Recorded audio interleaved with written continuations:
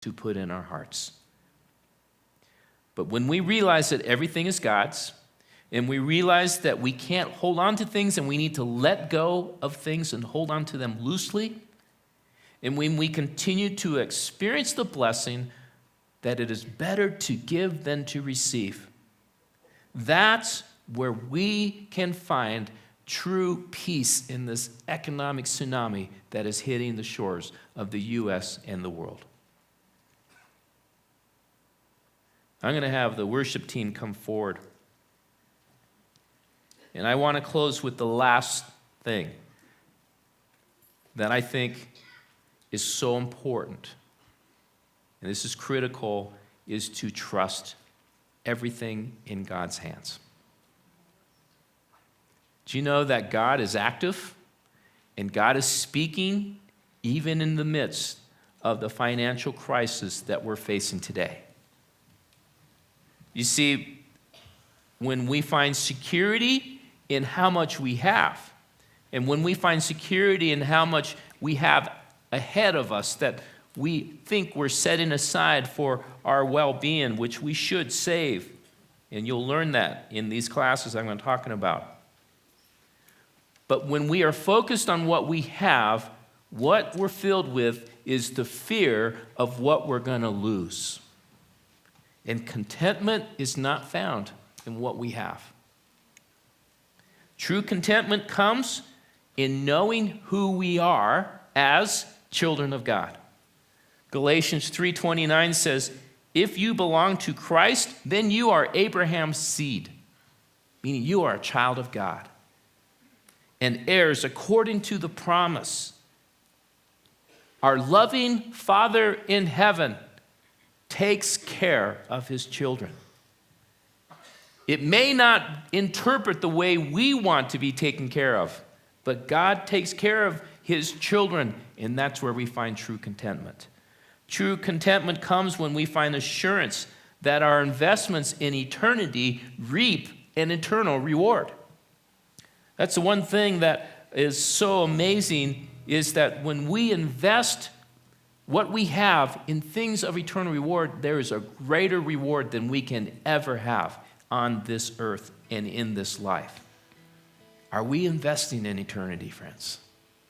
True contentment comes when we trust everything in a sovereign God who is in control of everything, in control of a world that is seemingly out of control. A good friend sent me this verse this week, and this really spoke to my heart, and I hope it speaks to yours. In Habakkuk 3:17 through 19. Though the fig tree does not bud and there are no grapes on the vines, though the olive crop fails and the fields produce no food, though there are no sheep in the stalls, yet I will rejoice in the Lord. I will be joyful in God my Savior. The sovereign Lord is my strength. When we have economic crisis in our life, many times the only place we have to turn is to a sovereign God and trust our lives completely in his hands. If you're experiencing fear from the news that is perpetually being spoken around you, and if you're experiencing fear because of the financial situation you're in right now, seek comfort in God who has come to save us. Isaiah 35:4 says, say to those who with fearful hearts, be strong, do not fear, your God will come. He will come with vengeance, with divine retribution. He will come to save you.